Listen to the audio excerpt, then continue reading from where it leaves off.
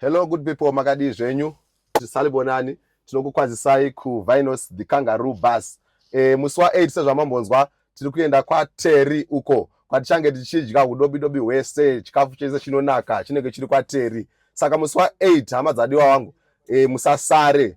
Zita rangu ndinonzi Watson Felemenga, ndichange ndiri muchairi wenyu kuenda kwaTerry kuenda nekudzoka tichienda kunodya tichifara zvedu.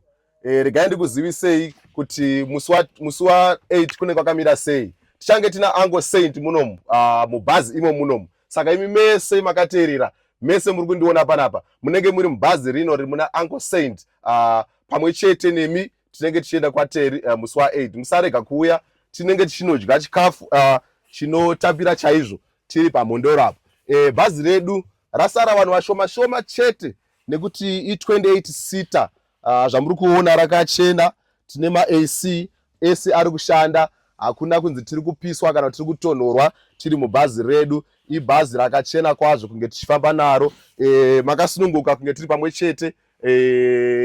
Ndiani nani anga asara iko zvino nekuti tasara nemasiti mashoma shoma chete anogona kusvika kuma6 kuti bhazi redu ringe razara kuenda kwaTerry musi wa8. Saka batai Uncle Saint vakudzei zvizere about kwaTerry. Saka ndiro bhazi redu iri ramuri kuona rakamira rakadai so. Saka uyai hama dzangu tifambe pamwe chete nebhazi redu iri.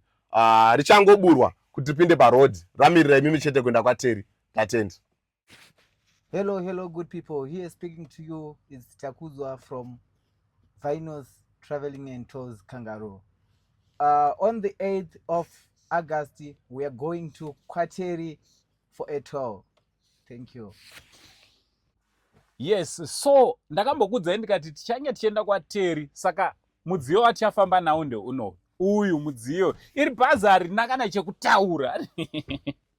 And I can't wait kuti musi wa8 usvike. Bhazi rineri harina kana pekubata pekutaura. Ndofunga muri kuona neat, nyangwe ukauya wakapfeka all white musi wachona zvese inenge ringori zhula ibho kete pakete. So tibate panhamba dziri pascreen. Vatyairi vedu ndofunga mamuona Watson Felemenga naTaku achanga achiassista naWatson kuitira kuti imimi zvinhu zvenyu zvinge zviri zvinofamba zvakanaka. So kwaTerry kuchafaya, kwaTerry kuchafaya. Kokurumbodhura here, ati inongori mari yebhazi imwe chete yatiri kungobhadhara kuenda nekudzoka. Chikafu uchangonotenga changu ichocho chikafu chema$12 nemadrinks ako wotongozvimwira, but mari yachona toda kuti tiigarire kuno kuti inge takaibatira kunoko. Handiti tizive kuti zveshuwa tiri kuenda tese. Tangosarwa nevanhu vashoma shoma, vanhu 6 chete vasara mubhazi munomu. So ivo pakati pavo vari kuenda 6 vachona, nhamba ndo dziri pascreen, just $35 chete. Pana kana mari yakambowanda ipapo kana kuri zvivi zvekuenda nebhazi rakanaka kudai tichienda kwaTerry. Aiwa, chiuyai titaurirane kuti tiende kwaTerry. Much love and God bless you all.